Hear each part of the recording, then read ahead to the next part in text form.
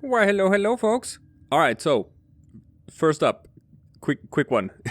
Channel is still on hiatus. We're still doing the baby thing. We're still, just struggling to survive with 4 hours of sleep per night and all of that jazz that comes with a baby.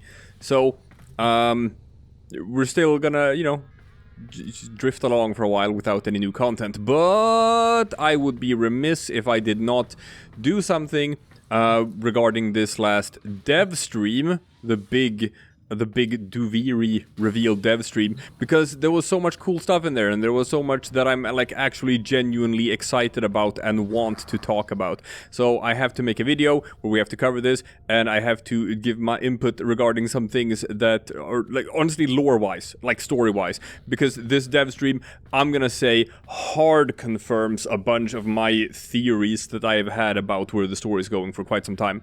And I'm gonna say, and I'm gonna have to make like a lore video or something where I present this, because now I'm like dead sure that the theories that I had before are like 100% correct. They're related to the Drifter and the Man in the Wall and the New War and that story. And like, ooh, who is the Drifter? Huh? I'll give you a hint. The Drifter is not who you think he is. You're gonna be like, oh, I know who the Drifter is. He is a version of me from the future because he didn't get any void parts. No. It's not that simple. I'm gonna make a video about it. Okay, I'm gonna say hard confirmed. I know I'm right about this. I know, Steve, Reb, I know what you're doing. I see what you're doing here. I'll give you guys some hints. We have to go down the well of British folklore and Disney. Okay, Steve is gonna know what I'm talking about. He's gonna know. I'm on to you guys. All right, let's jump into the dev stream. Let's check out the news.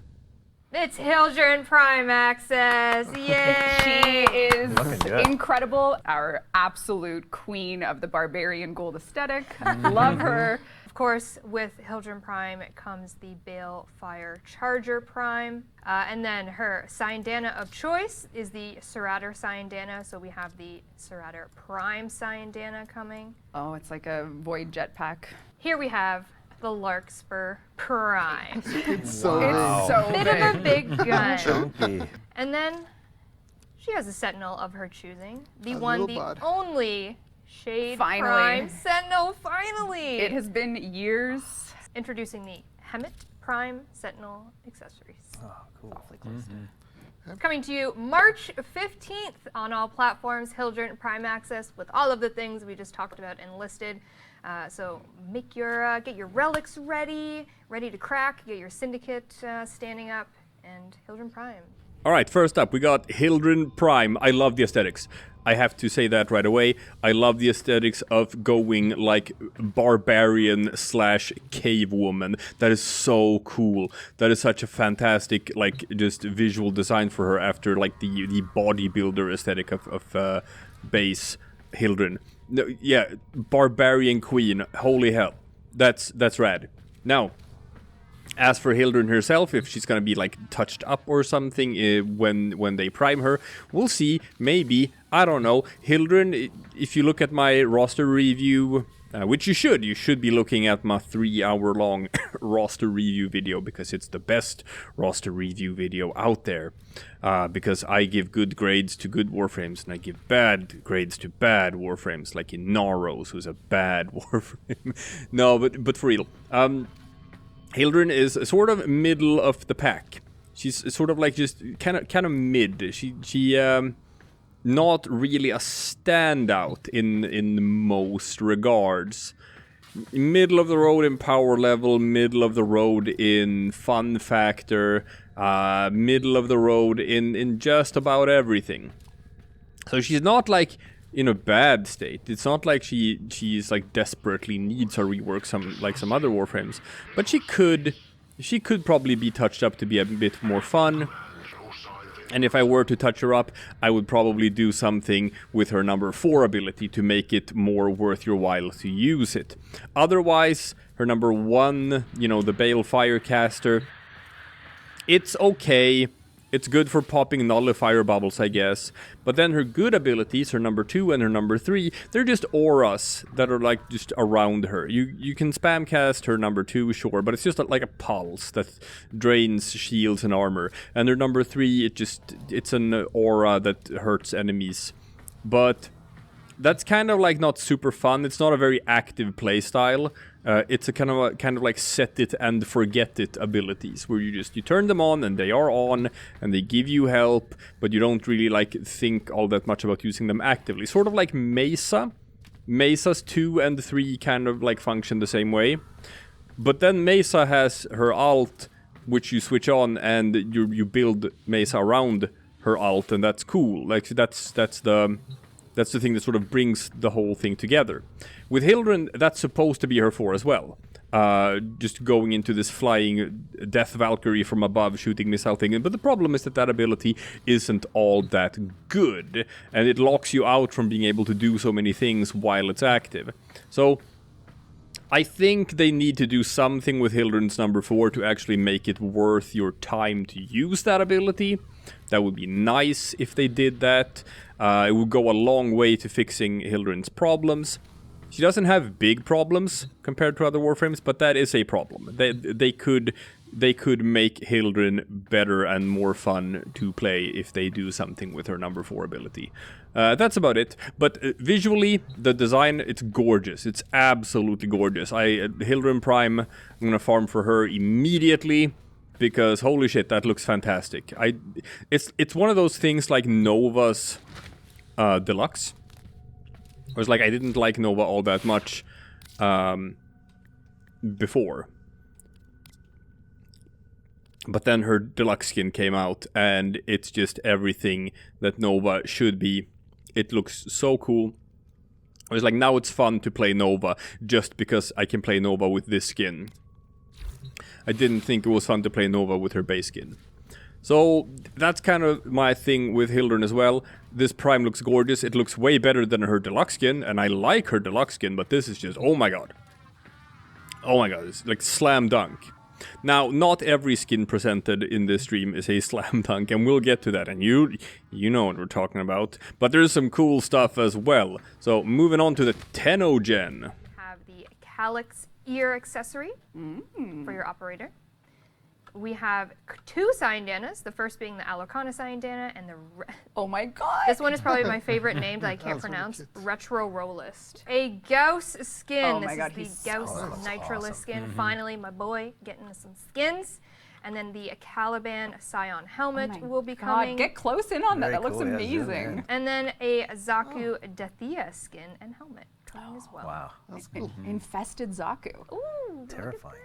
I'm just gonna say real quick that I'm starting to get a little bit tired of all of the sentient aesthetics, because now that seems to be like the only thing. Whenever there's a new Tenno gen, it's like, oh, how do we make it look like a sentient?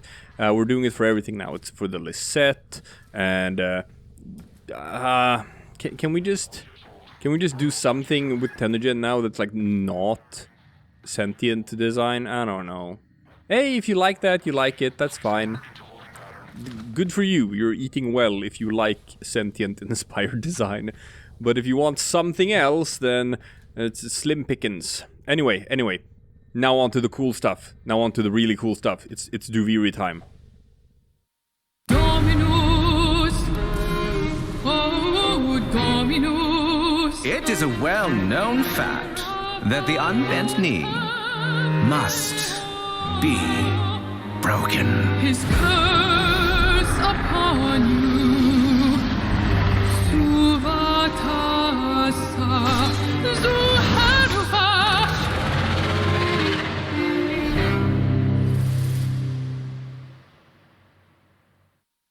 April. Yes. Duviri Paradox Yes. is coming in April. Yes. In the new war, I'm not going to spoil it, but things happen in a certain order because certain characters are there. Like all good stories, things happen, right? That's very, very important. The It's plot an essential thickens. component. Yeah. A story, essential. When we release the Duviri Paradox, it is going to become the new optional beginning for Warframe. So if you can imagine, you're really into Warframe and you're like, wow, I really want to play that Duviri Paradox update. When you install the game, you're going to be presented with a choice. Do you want to start at the beginning, or do you want to start at the Paradox? So you'll be able to enter Warframe from either direction. So what that means is they'll connect eventually. You know, you'll play the new war, and all of them will line up. But this is officially a new way to start Warframe. Right. It's a choice players are going to make where the Paradox can begin or it can end. So we've taken a lot of time to think this through and how we're going to get the players that are really interested in Warframe into the Duviri Paradox, and just by nature of the quest and things that happen, it is an optional way to start the game. So we're gonna start right here. Cool trailer, by the way. But before we move on, the thing that they talked about here with the alternate beginning and how they framed it as the looping thing, right? It connects. Okay. Notice that Rebecca. I noticed that she was very careful in picking her words here, but she did actually confirm a couple of things. Number one, and I've suspected this for a long time, where she said that the Drifter is not you. The Drifter is something else. And yeah, and you're gonna be like, yeah, no, she just meant that the Drifter is like an alternate reality version of you, like from the future. It's like, no, don't worry about it. That's not exactly it. I know what he is. Don't worry, Rebecca. I know. Okay, I know what he is. He's not you. He's something else. I know what he is. Anyway. And she also said that, like, she let it slip. Where it's like, you can either start at the beginning or you can start at the end. And then they meet each other. Yeah. Oh my, I know what you're up to. So, this is gonna be interesting. I don't know what it's gonna be like for a veteran player to be like, how do I jump into Duviri? Am I gonna have to start a second account so that I can do Duviri? No, of course not. Because it assumes you like have an arsenal. But it's cool that you can use this as a way of starting the game. As you can like either you can start the normal way, or you can start your Warframe experience from the perspective of the Drifter. And eventually, like, I'm assuming that narratively, you're gonna take a very different path in getting to the new war. Because that is where you meet up. That's what Pablo hinted at as well, where it's like, oh, you have to play for 100 hours before... Because he's talking about new war. And the assumption that it's going to take like at least 100 hours to get to the new war. So, if you start with Duviri as a new player, then you're going to play that sort of content until you reach the new war. And that's going to be your first experience, I guess, with the operator. Just like for us, our first experience with the Drifter was in the new war. If you play it the other way around, then the new war is going to be the first time that you see the operator. And you're going to be seeing like the entire narrative from the perspective of the Drifter. Which is cool, because the new war, it sort of felt like the story was told out of order, or that you started like in the middle of the story, or that there were parts missing from it. And this is like 100% going to bridge the gap. And we knew this for a long time, or like pretty much figured out that Duviri is going to bridge the gap between the narrative sort of question marks in the new war. And I have a lot of theories about where that is going. Oh man, I gotta make lore videos. Gotta make lore videos, people. But that's cool. That's cool. And let's look a bit further at what the Duviri is gonna bring, shall we? Let's see what happens next. So, that is Akrithis. She is a character that will be very important to your progress in Duviri. She's quite the curious soul, and the Duviri Paradox is going to be something you can access through your Dorma Zone, or you can just do it through the star chart. Can't wait. Welcome to the Duviri Paradox. This is an open world that lives in its own part of Warframe, but of course it will connect. And what you'll find is you are playing through the moods of Dominus Thrax. He is this sort of king, emperor, overlord figure for Duviri. And every 2 hours, his mood changes. And there's 3 ways to play Duviri. One is the circuit, which is endless Warframe only mode. This is a mode that will take you through different, it'll make sense once we're done doing the normal playthrough, but this is for people that just really want to play the Warframe mode, get some rewards that connect to the bigger picture of Warframe, which we'll talk more about after. But that's all going to be done in the circuit.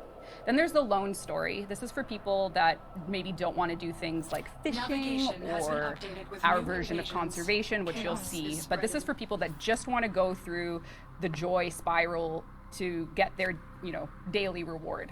They won't be match-made. This is really for matchmaking. It's for people that don't want to matchmake with someone that's going to go off and, smell the roses, so to speak, do side activities, maybe play a game of Comey.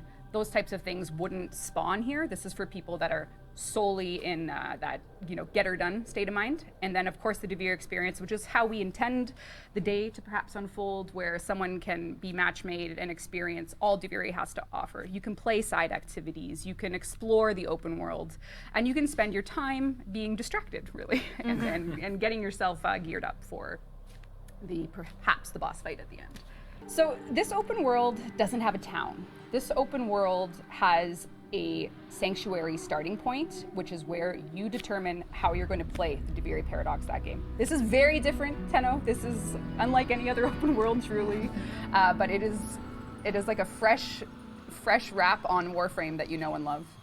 Our drifter is safe here in this cave of Duviri, and as we walk through, we're going to be presented with our sort of roguelite loadout options for our daily mood. So we're going to play the Joy Spiral, and Megan and I are going to have to decide our loadouts. And then we have our drifter intrinsics. Yeah, so we are really inspired by the roguelite ideas, and for us in Warframe, we thought we could take what we know about intrinsics, but actually turn them into persistent progression in the Duviri context. So Megan has 5 Warframes to pick from, but if you're just starting out in Duviri, you'll have 3 to pick from. And then as you're progressing, you can widen and expand what the Void will give you to choose from by using Drifter Intrinsics. So this is a way to persistently progress in all things Duviri, give yourself more survivability, give yourself more riding tools, give yourself more combat basis, and the biggest one really is opportunity. So if you go back over to this one, this is where the roguelike angle comes live.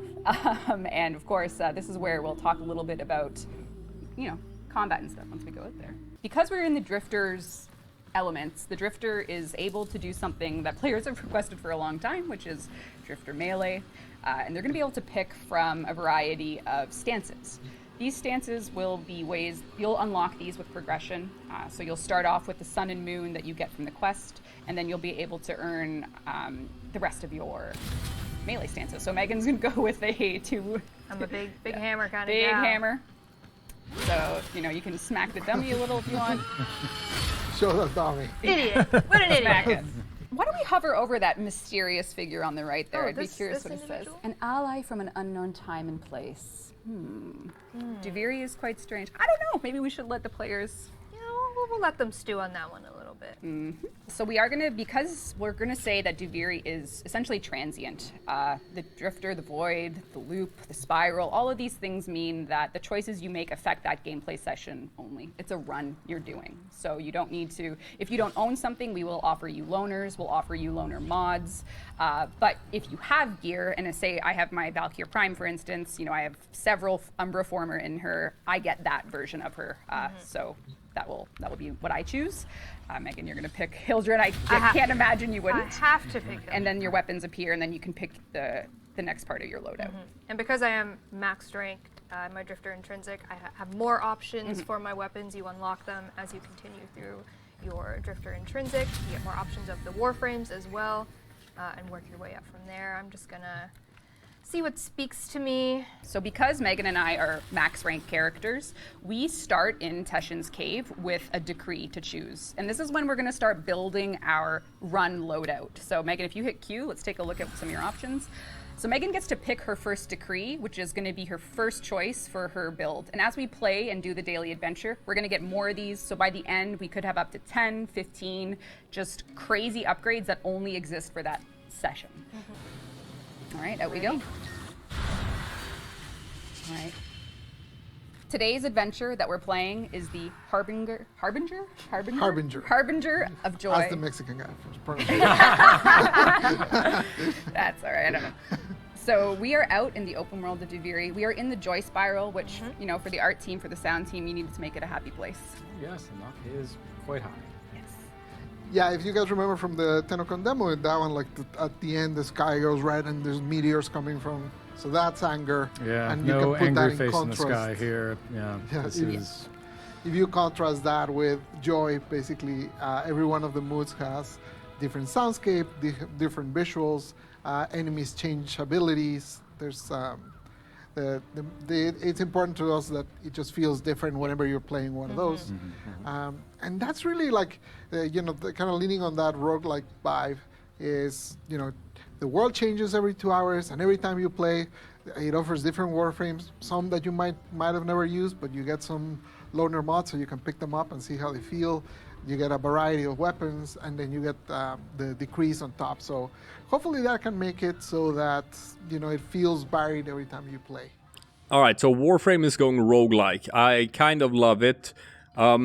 It just feels so good for me as a veteran player at this point, to where it's like, hey, I have all the Warframes, I have all the gear, I have played all of the nodes, I have a Necromech, I have a Railjack, I've killed 100 liches, I have explored the entirety of the star chart.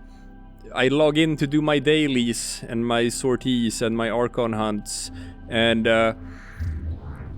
but other than that, it's like I need something to just come back to. I need something to just be able to just play over and over again. And procedurally generated roguelike elements are crack cocaine for someone who's just looking for a time sink.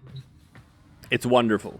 So we're gonna get procedurally generated content. We're gonna get random starting bonuses. We're gonna do Slay the Spire inspired build your character as you progress through the thing. And that's I'm gonna play this so much. It's great. It also looks like it's gonna be a bit depowered, which I kind of like. I've been looking for something like that because I felt like the power creep and the stat numbers have become a bit ridiculous, and just going into a depowered state and fighting enemies in a depowered mode where I can't just kill 100 enemies at the same time with the click of a button. It might actually, you know, you might enjoy it more than you think. If we're gonna move away from the horde shooter and more toward sort of like one-on-one combat in a depowered state. You're still gonna have the horde shooter, you're still gonna have base Warframe, that's still gonna exist. But for people like me who actually want the game to slow down a bit, this might be right up my alley. Maybe yours too. Maybe people that have played The War Within have a little bit of love in their heart for a certain mechanic that we thought we could turn into a pretty awesome fishing game. So let's see what you can do, Meg. All right, not my first rodeo. Let's see how it goes. Maw fishing. What could that possibly... Maw fishing. It's a bit of a different take on fishing. It's a different take on fishing. You speared fish. How do you feel about mowing fish? Yeah. What if you could eat the fish? Consume it, the fish. So this is actually a perfect example of, you know, a side activity. If you really just want to do the story that Megan and I have been doing so far, this type of stuff wouldn't turn on. So you wouldn't be able to come do this. For instance, you know, I would love to fish with Pablo, but maybe I'm in a rush that day and I don't want to matchmake with people that don't want to fish. So we have Golden Maw Duviri fishing. We're going Full Maw. Full Maw here. We went a little crazy. It's Yeah. all new. Like, it really, But it there's all no connects. mining. There's no mining. There's no mining. And there's no bounties in the truest sense. It's stories that take you through the world. So this is a better view of the open world, Carrie. Yeah, it's a great view. Dominus Thrax as a character only has so much control over Duviri, and we're about to go to a place where your power can be helped from the other side. So welcome to the Undercroft. Let's go in, Meg. My drifter's so fast. I'm sprinting. The decrees apply both to the Warframe and the Drifter. Some of them are not as effective on the Drifter. For example, earlier we got one for shields. The Drifter doesn't have shields. But, you know, the Drifter gets other benefits just from getting a boon. But boons really start going, sorry, the decrees really start going a little naughty once you get to the Warframe. Yeah, and this right now we're in the space between space. We're about to enter something we call the Undercroft, which is where you'll recognize a lot of what we're about to do. Let's go. So these are Warframe combat arenas. These are spaces where you have to do objectives in the Undercroft to keep Duviri essentially safe from Thrax's control. Yeah, this is the more traditional flavor of Warframe, if you will. It's essentially the game modes that you know. In this case, we're playing 5-minute survival in this new tileset, and you're basically going in and out from the open world in Duviri into this, all your boon supply, and then out. And earlier when you were talking about the circuit is essentially a sequence of these ones. So instead of playing survival, it'll be 5 minutes of survival, and once that's done, you'll go into like defense. 5 ways of and defense. then you'll go into a void flood, and it will kind of cycle through those, and you'll keep on getting decrease, and you'll keep on getting nuttier and nuttier. And of course, as you progress, one of the persistent progressions will be bursts of the Drifter getting strong enough connecting to the other side that you can actually bring your Warframe onto Duviri with you. So these are going to be tactical, bite-sized bursts where, say, you come across one of those big heavy enemies and you've done just enough damage that you can actually summon your Warframe to you. So it's going to be something you can play towards, start strategically bringing your Warframe to Duviri, and that'll be the Duviri paradox in a nutshell. So A little slice of the Duviri paradox. but wait, there's more. But there's always more. We're going to play you a little clip of what exactly one can do with conservation. Yeah, Good so you boy. can come across these Yeah, white those are tainted good boy. animals, and they'll perhaps lead you to treasure if you cleanse them. You can pet the dog. You could, yeah, there you Pet go. the dog. It's a lot of cool stuff here.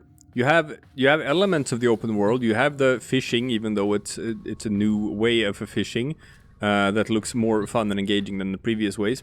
You have animal conservation, which is pet the dog to do the animal conservation, which is fantastic. Everyone's gonna do that. Lovely. But you also have a sort of like just new way of approaching this game mode. Splitting it between Warframe sections and Drifter sections, and then being able to port in your Warframe for short bursts of time. Kind of cool. It's just a small little power-up in otherwise Drifter-centric gameplay. Looks fun. We don't know all that much yet about how it's going to play in practice, but everything looks fun. It looks new and refreshing. It's a new take on the game. I don't have anything else to say sort of like gameplay-wise. It just seems cool. I won't be able to say if I like it or not before I get like hands-on and get to try it. So I'm more focused on the lore stuff because that's stuff I can talk about right now. All I can say is just that like everything looks very promising. One of the core reward loops for Duviri is going to be upgrade and expansion to the incarnon system. So we're going to start talking a little bit about more endgamey rewards, ways for your arsenal to get another layer of gameplay. So Yeah, basically when we originally set up the incarnon system, we were thinking, even from back then, we were thinking, well, we want to test this with a few weapons, but ideally we can expand this. This will come as a shocker to you because we totally didn't leak this back in December. Nope. But we have what we're calling incarnon adapters. So you basically have a bunch of different weapons that we've selected and we tweaked and we added stuff to. And we're basically added kind of Good boy. alternative modes to all of those weapons. There's 30 of them that we're going to release with. So here, the incarnon system was released, which were these evolving weapons, and now you get to evolve some of your existing arsenal. So if you say for instance, you're playing Duviri, you're going to do the circuit, you're going to do the Warframe mode, and you're going after the Leto incarnon adapter because you want to put it either on your Leto Vandal, Leto, or Prime. That'll be something that you can earn by playing Duviri, and that applies to all the adapters. Yeah, so this would be an example of you're in Duviri, you're picking your reward for playing the circuit after a certain point of progression, and in this case, you get to choose what you're going to earn, essentially. Yeah, so the circuit is going to be divided in, basically the rewards for the circuits are going to be divided in two. Steel path is going to have a path, and the normal is going to have a different path. The normal path will give you essentially a Warframe for playing it. So basically, I don't want to say a wrong one because we're only doing like 30 or something. Maybe? Okay, I'm going to blame it on her if it's not. Maybe Ember. So imagine that week is Ember. So as a player that I'm still playing on normal, I'm building my arsenal and whatnot, I basically get all the pieces for Ember for playing that. But if I'm playing on Steel Pad, that's where I can get the incarnon adapters. And as you can see, that's why incarnon does still require Caballero. So that is more for late-term players and not for players that are just joining. Yeah, because remember, people can just start in Duviri, so we're giving them a different way to earn Warframes as well. All right, so now that we're looking at the rewards for playing Duviri, this is, again, some cool stuff. If you're playing it on normal, Warframe parts. So it's an alternate way of farming for Warframe. So if you play the game the normal way, the star chart way, they took Ember as an example, but if you play it the star chart way, then you have to go to Saturn, and you have to go to Tethys, and you have to fight Sargas Rock over and over again, and that's how you get Ember. But here it's like, no, if you play Duviri, and it's like on a rotation, and it's like, oh, this week you can get Ember parts by playing, and you can farm for Warframes that way. That's an interesting way of just giving people sort of like the same things, even though they're not playing the same game.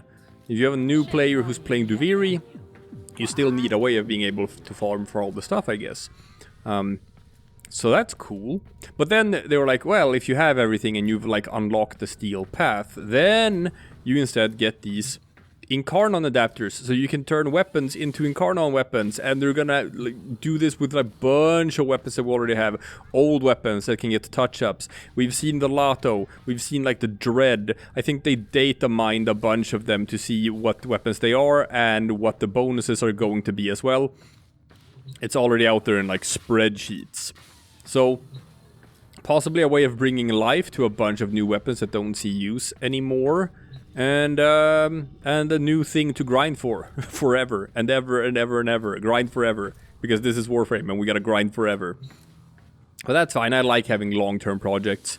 I liked having Liches and Sisters and Tenet weapons and Kuva weapons, because that's also like a long-term project. So yeah, it gives me something to do. I don't mind it. And then we have, of course, a whole bunch of cosmetics, because the team has been mastering their craft there for ways that you can do your, not only just your horse fashion with all the options Megan showed you, but we also have some new Drifter cosmetics coming. This is one of the Drifter suits that is coming in Duviri Paradox. And then we have, this is the closed mask version. And then this is another Drifter suit on my Drifter, who I'm just in love with. He's so cool. Cooler than I'll ever be. And then this is a closed hood version of that. So these are some really different looks that you can sport. Yeah, Megan has the third Drifter suit that's coming in the Duviri Paradox. So this one, honestly, I love that one. Yeah, it looks so good. Yeah, so we have some, as you can see, Drifter facial hair, beards coming in Duviri as well. And then a couple other kind of community request things. The Bishamo armor, when we release that, it does have a male and female version, and they are pretty different from each other, and that is kind of our one suit that really differs male-female. Yeah. And, we got feedback saying, I'd love to put the, mix and match if I want to, depending on the body type that I have. So we do have that set up for Duviri, so you'll be able to either do the Lark or the Hawk and put that on whatever Drifter you would like. It is Baruch Deluxe, which we are calling Baruch Doen. Doun. Helen tried to teach me. I'm sorry, Helen. Appreciate you. This is Baruch Doun. Oh my God. The hooves. The hooves. I think it's a miracle the art team is surviving this. Yes, absolutely. Yeah, we have Baruch. We have, yeah. And he's going to be coming with a sparring skin weapon, so I just put it on my Kogaki here. Holy, that is ridiculous. Yep. And then, of course, a beautiful Cyandana, the keen Cyandana. Look at that flow. Wow. Also surprising that the rigging team survives. The other one is another concept done by a community artist. We paired with Wub Master, and they did a Wisp Deluxe, and we wanted something that was really abstract from your current Wisp. Yes. We wanted to just kind of go outside the box and really kind of just try something else, try something different. So Wisp Deluxe, this is the concept art for it that Wub did draw for us. So we have Wisp Deluxe. We also have the next one, I believe, is the Cyandana that we're working on for Wisp Deluxe. And then the next one, Dean, this is her reservoirs are going to get a new look as well to obviously match that. Little They're moats. so cute. They are. The moats, sorry, Yeah. the moats. They're so cute. Cuddle them. And then the Fullman will also be getting a skin as well to go alongside the beautiful aesthetic It's of like that. the total opposite of the Duviri shapes. This is all in on. This is like alt dimension Duviri Deluxe. Love triangles. Yeah, triangles are great. So those are 2 deluxe skins that are coming in Duviri Paradox. Oh, we got a bunch of new cosmetics here. Drifter stuff. I mean, the Baruch Drifter outfit, it looks cool. I dig it. We're finally gonna get the Bishamo armors gender neutral, which is nice. Everyone thinks the female version looks better than the male version, so being able to use that female version on male drifters or operators, that's good. Finally happening. The Baruch Deluxe skin is gorgeous. Oh my god. Baruch mains are eating well tonight because holy shit, that is one of the coolest deluxe skins I've ever seen. It looks so otherworldly and alien and sort of like a deity, like a god of some kind, and the hooves and the extra arms and the weird head shape. Oh, I love it. It looks so good. That might be one of my favorite deluxe skins of all time. Moving on to that Wisp deluxe skin. I mean, I don't know about this one, people. I think a lot of people have said that they don't know about this one. It just looks kind of weird. I looked at it for a long time to sort of like try to figure out what it is that I don't like about it and what it is that looks weird. And I think at the end of the day is that it looks male, right? They changed the body proportions in a way where like it looks like a male body that has, you know, a lot of junk in the trunk because it's Wisp. And that's a weird direction to go with her deluxe, because I'm gonna, like, can we be real for a second? Can we just be real and talk openly and frank with each other? There's a lot of horny Warframe players out there, and there's a lot of design in this game that is tailored toward the horniness of certain Warframe players. Ember's deluxe skin, it's kinda horny. Revenant's deluxe skin is kinda horny as well, mind you. Frost's deluxe skin is kind of horny. He's got them big boobies, them big male booby muscles. But you have your prime suspects, right? Korra is absolutely a horny Warframe. Sarin is a horny Warframe, and Wisp might be the horniest of all Warframes. Especially with the Dex skin, you got the, oh look at that, you got the chrome butt now, right? We know why you play Wisp. People out there, you degenerates. You heard it here first, people. Wisp players, they're filthy degenerates. they are people who imagine doing nasty things with these flesh golem walking war crime generators that have so many sharp and pointy parts. Like how would you even do it? Well, they're gonna find out. The Wisp players are gonna find out. Valkyr players used to be the thing, I guess, and Sarin players as well, but now it's Wisp. Wisp players are the horniest Warframe players, and you cannot convince me of otherwise. And that's your market, okay? That's your target audience. If you are selling a Wisp skin, you have to understand that there are some very horny people who are looking to buy that. And this does not speak to them. This does not speak to them at all. You have all of these horny Wisp players out there going like, what am... I can't jerk off to this. Is, I think, probably the universal reaction from the entire community when they saw that Deluxe skin. I'm gonna say that is the sentence that they shouted out loud when they saw that picture. So I get that, like, they're going for some weird aesthetics. It might look cooler in practice, but the whole thing about making it look male and giving it these weird proportions and all, like, I feel like this is a case of DE not understanding their own target audience and not understanding their own community. Because Wisp players are not going to be interested in this because this is not nearly horny enough. So I hope they understand that, at least for Wisp Prime, when she shows up, you gotta make it hornier. I'm sorry, but you have to. If there is one Warframe that you have to make horny, it's gotta be Wisp, because you have to. So I don't see a lot of people buying this one, unfortunately. I don't see this one being a hit. I don't know. Hey, they might prove me wrong, but that's my theory and I'm sticking to it. TennoCon 2023. Are we gonna do it virtual? Are we gonna tell go me. back to going in person again? The answer is we're doing it in person again. Saturday, August 26th, London, Ontario, Canada. Back at the OG RBC place where we've had all of our in-person TennoCons. We're doing it again. We're gonna all get together and we're gonna really celebrate 10 years of Warframe together in the same room finally after, I think, 3 years of doing these virtual. Yeah, that'll be great. Yeah, it's back, baby. We don't have information right now about tickets, but definitely stay tuned to when you can, if you're interested in it, purchase tickets to come to the event. Obviously, you have the date, you have the location. So yeah, August 26th.